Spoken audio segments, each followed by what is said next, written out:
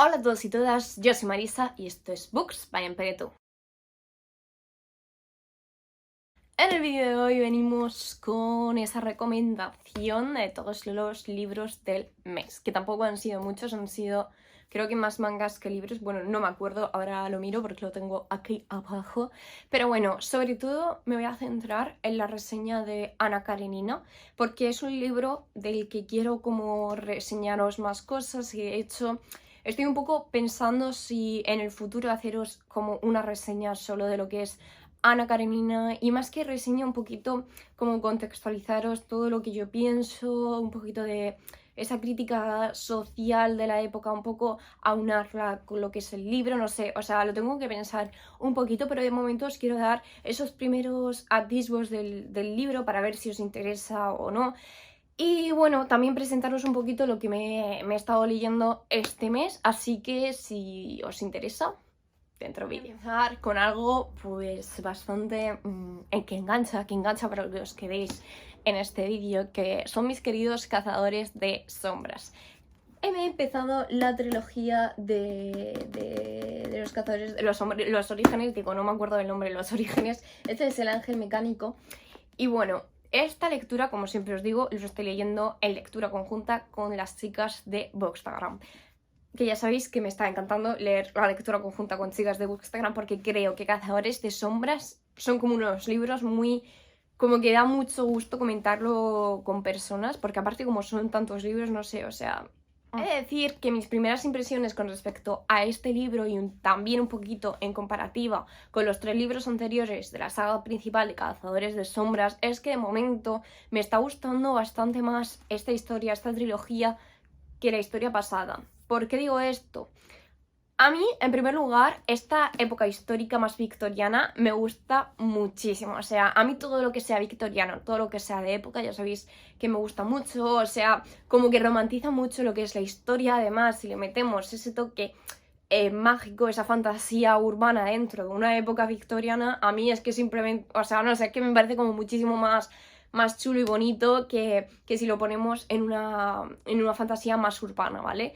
Pero aparte de eso, los personajes, aunque tienen ciertas líneas en común con los personajes del libro anterior, porque también hay que tener en cuenta que si contextualizamos que los cazadores de sombras al final vienen de una línea familiar como si fuera un árbol genealógico, tiene sentido que ciertos rasgos familiares la autora nos los haya dibujado pues con ciertas similitudes, un poco también para dibujar esas características pues familiares, diría yo, como si ciertos apellidos tuvieran en sí mismos ciertas cualidades en la personalidad. Y o sea, a mí eso me parece interesante. Es verdad que a algunas personas se les ha aburrido porque al final les parece como si fuera una repetición de una misma historia, pero a mí me parece que tiene un atisbo de inteligencia y de lógica, porque al final te dibuja muy bien cuál va a ser el tipo de esencia de cada una de las familias de los cazadores de sombras. En este libro sobre todo tenemos a 3 protagonistas principales que son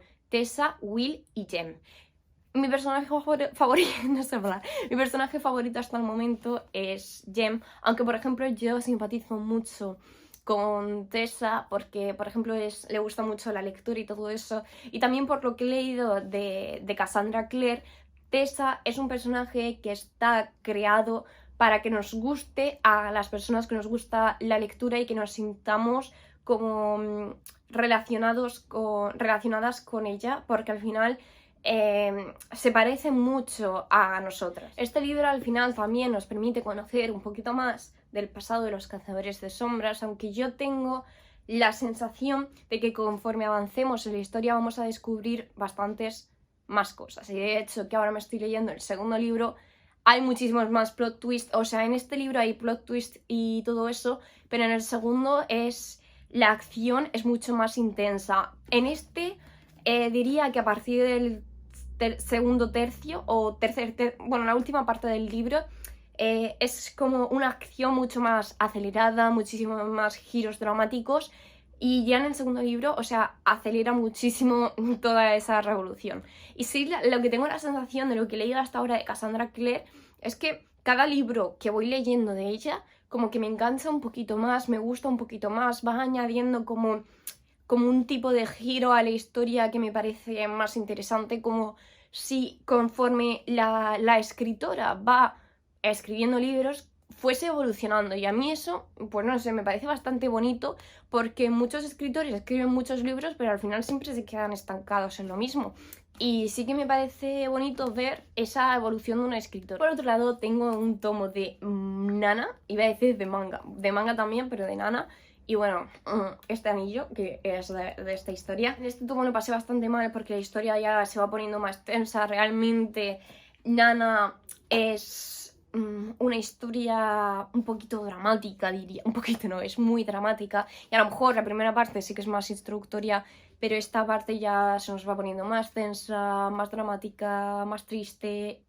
Todo mal. Por otro lado, tengo otro manga, que este ya lo conocéis seguro porque ya os presenté el primer tomo hace un tiempo, que si el primer tomo me fascinó la historia, este segundo tomo me he quedado perpleja. Lo que me gustan de los tomos de Death Note es que aunque son más caros, sí que son también más gruesos, y entonces cuando tú te lees un tomo de Death Note avanzas muchísimo en la historia. De hecho, no sé si son 6 tomos o así en total, 6 tomos de estos grandes.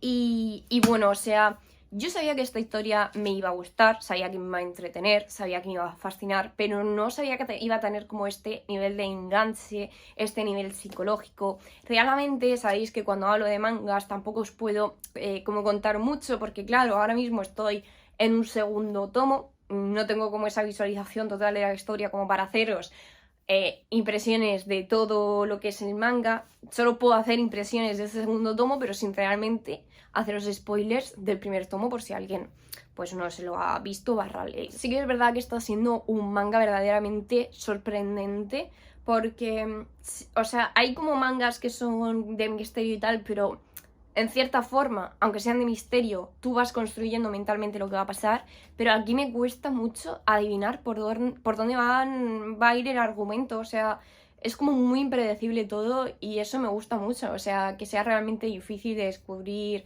por dónde va a ir, o sea, me gusta mucho. Y por último, pero no por ello menos importante, de hecho, es un poquito donde me quiero explayar hoy, es en Anna Karenina. Es muy difícil hablar de Anna Karenina, os lo digo yo. Es muy difícil como lectora hablar de Tolstoy, o sea, ¿me entiendes? O sea, yo soy Marisa Márquez, pero ¿qué voy a decir yo de Tolstoy?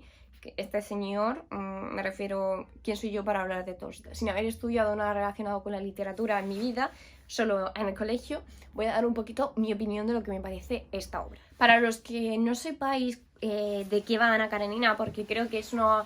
Muchas veces los clásicos como que conocemos el nombre pero realmente no sabemos de qué van. Anna Karenina lo podríamos resumir en que es una obra que pertenece a ese realismo ruso, pero yo sobre todo lo encasillaría en una historia dramática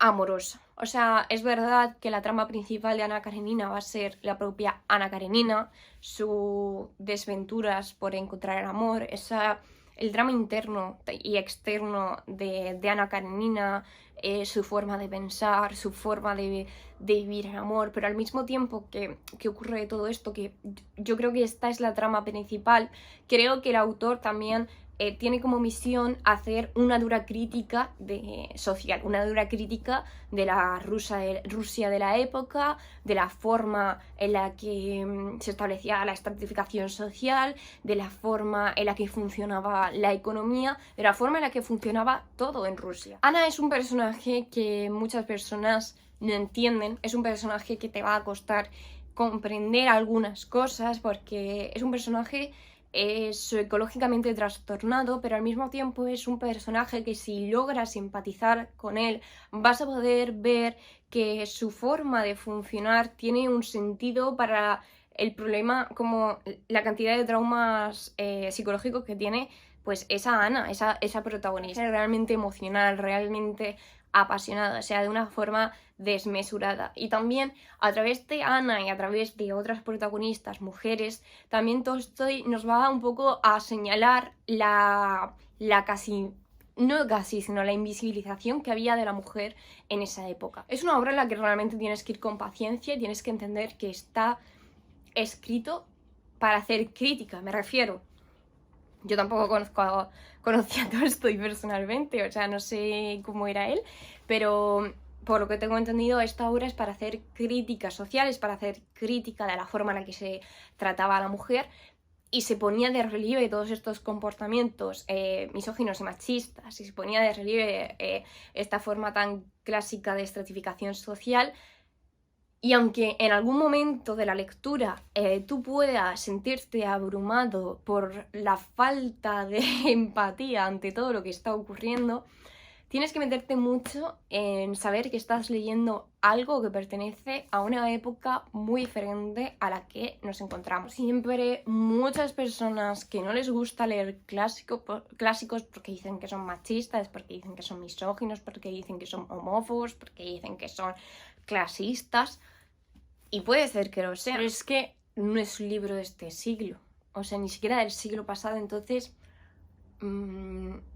es un poco difícil tratar a los libros de otra época como si fueran libros actuales, y yo creo que censurar a libros de otra época muchas veces hace que no nos enriquezcamos como lectores, porque a mí, por ejemplo, leer este libro me ha permitido comprender muchas cosas de Rusia, por ejemplo, con respecto a lo que está sucediendo ahora en Ucrania. Creo que la literatura, sobre todo la literatura clásica, o que no tenga que ser clásica, pero que esté como ambientada en otra época, y eso es verdad que la literatura clásica sí que nos abre las puertas a explorar otras épocas, con la perspectiva histórica de una persona que estaba viviendo en esa época, pues sí que nos permite un poco intentar ver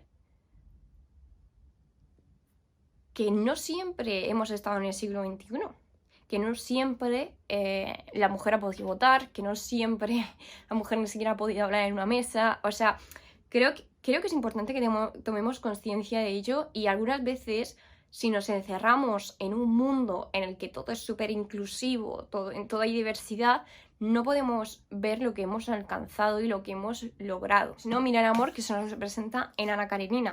Tolstoy, por ejemplo, nos sigue representando un tipo de amor tóxico que hoy en día, en la actualidad, en las librerías se siguen vendiendo y la gente sigue consumiendo muchísimas novelas y muchísimos libros con ese tipo de amor tóxico. Ojo que no lo critico, pero sí que es verdad que tampoco lo comparto del todo, porque también creo que el tipo de amor tóxico que aparece en este libro no es el mismo que algunas veces he visto en algunos libros actuales.